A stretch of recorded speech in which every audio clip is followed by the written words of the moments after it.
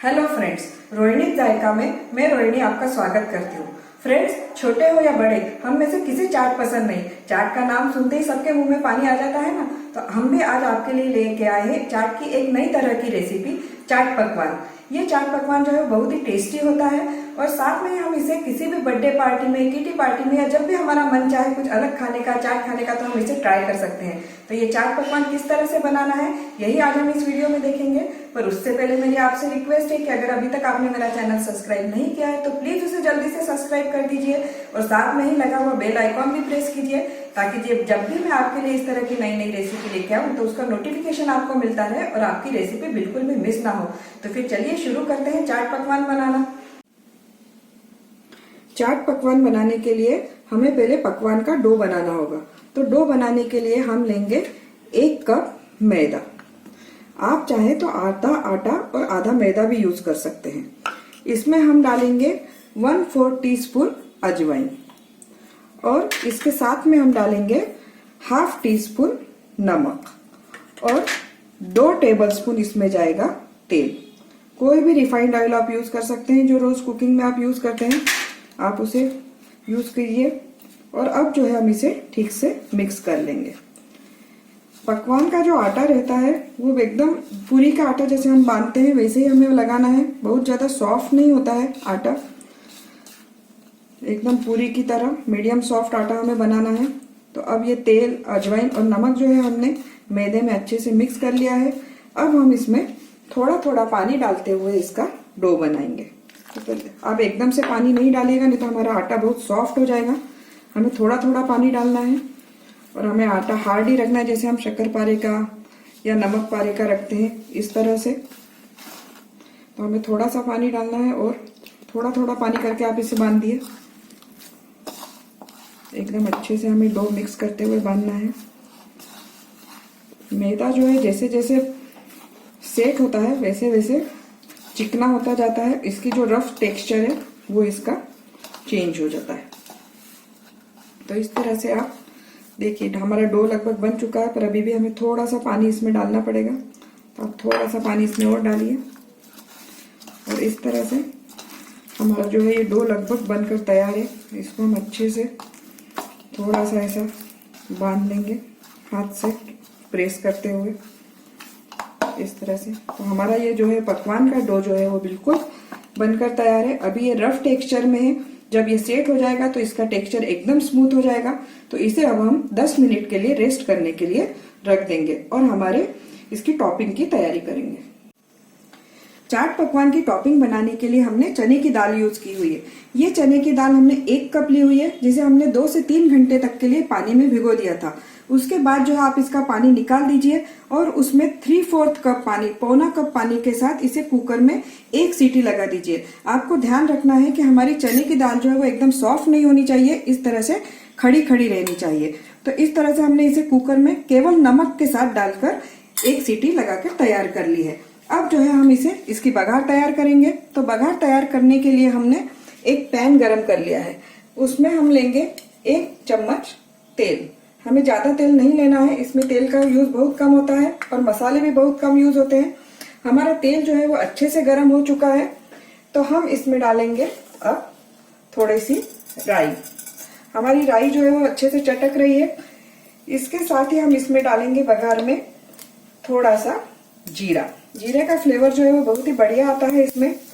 इसके साथ हम इसमें डालेंगे थोड़ी सी हींग। साथ ही बघार में जाएगा थोड़ा सा हल्दी पाउडर, थोड़ा सा धने जीरे का पाउडर और थोड़ी सी लाल मिर्च पाउडर। और अब जो है वो हमें इसे मिक्स कर लेना है। आप गैस की आंच जो है वो बिल्कुल धीमी रखिए ताकि हमारे मसाले जो है वो जले नहीं। और अब इसमें जो है हम ये प्रेशर कुक की हुई दाल मिक्स करेंगे। हमें इसे अच्छे से मिक्स करना है। हम इसमें नमक नहीं डाल रहे हैं क्योंकि हमने प्रेशर कुक करते समय ही दाल में नमक डाला हुआ था, इसलिए हम अभी वापस से नमक इसमें नहीं डालेंगे। तो अब सारी तरह से हम फ्लेवर्स इसमें हमें अच्छे से मिक्स करना है, इसलिए हम इसे अच्छे से चलाते हुए मिक्स करेंगे। अब जो है हमें इसे लीड से कवर करके 5 मिनट तक जो है वो स्टीम होने देना है। अब 5 मिनट हो गए हैं तो हम देख लेते हैं कि हमारी दाल प्रिपेयर हुई है या नहीं। हमारी दाल जो है वो बढ़िया से प्रिपेयर हो गई है। जब सारे फ्लेवर्स जो है इसमें बिल्कुल अच्छे से मिक्स हो गए हैं, अब हमें जो है वो गैस बंद कर देनी है और इसमें हमें मिलाना है फ्रेशली चॉप हरा धनिया।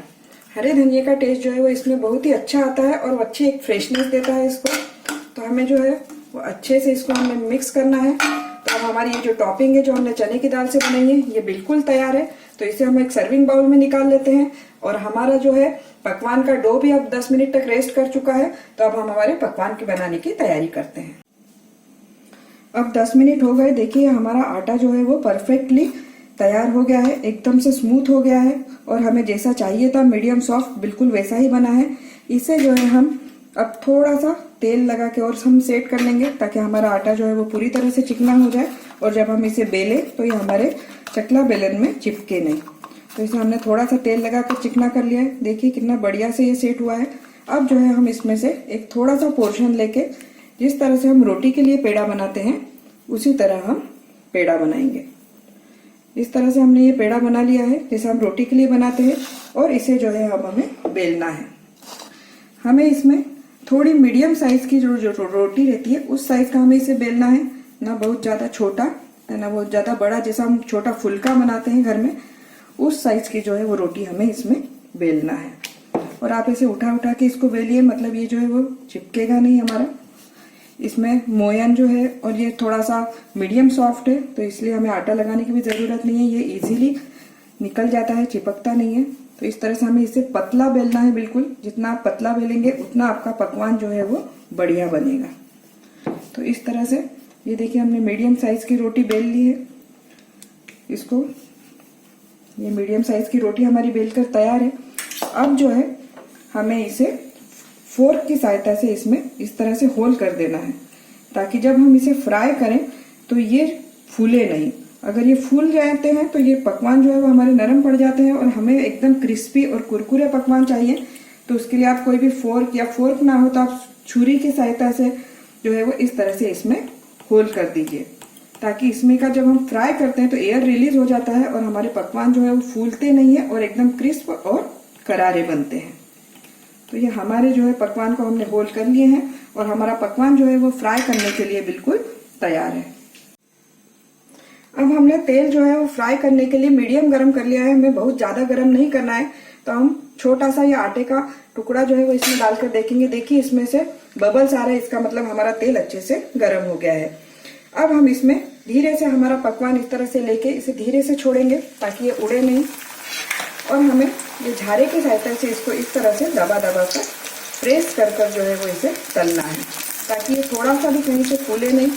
वैसे तो हमने इसमें होल किए हुए हैं इसलिए नहीं फूलेगा, पर फिर भी हमें इसे इस तरह से प्रेस करके ही करना है। और फिर इसे आप थोड़ा सा जब एक तरफ से हो जाए तो आप इसे पलटा दीजिए और इस तरह से इसको प्रेस करके रखिए।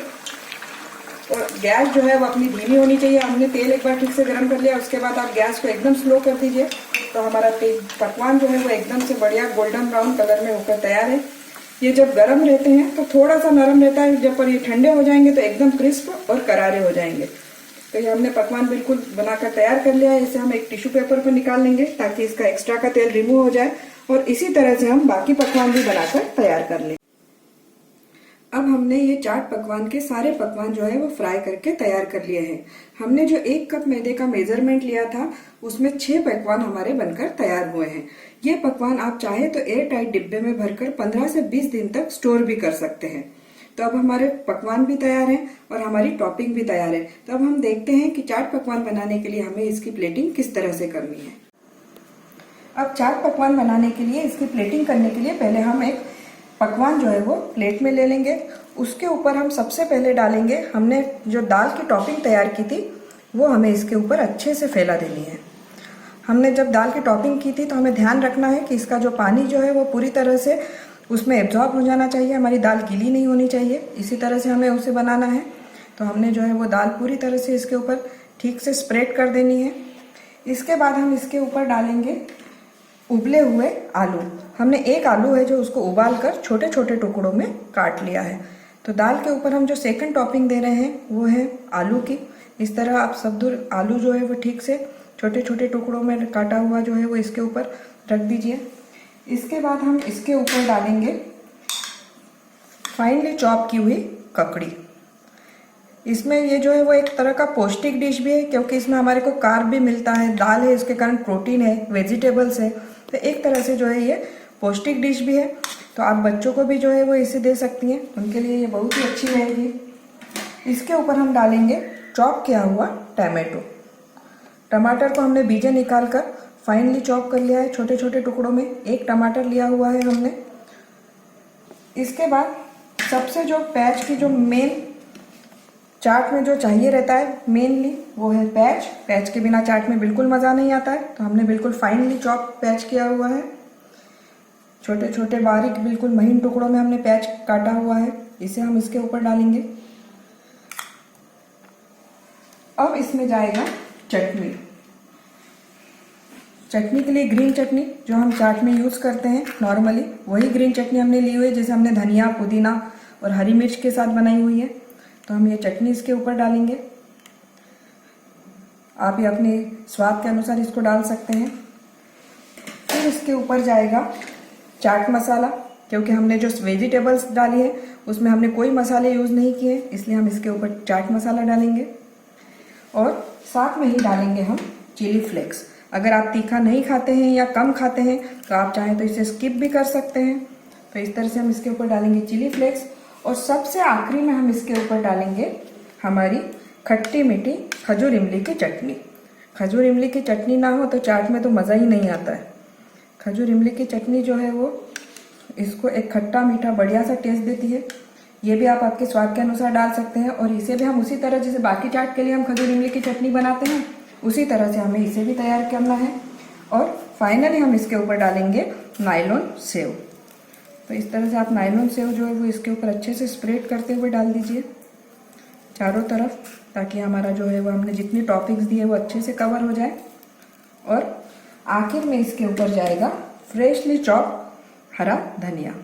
ये भी अगर आप पसंद नहीं करते हो तो आप इसे भी स्किप कर सकते हैं, पर मुझे फ्रेशली हरे धनिया अच्छा लगता है इसलिए मैं इसके ऊपर डाल रही हूँ। तो इस तरह से जो है हमारा ये चाट पकवान जो है वो पूरी तरह से बनकर बिल्कुल तैयार है। ये दिखने में जितना यमी लग रहा है उतना ये स्वाद में भी टेस्टी होता है।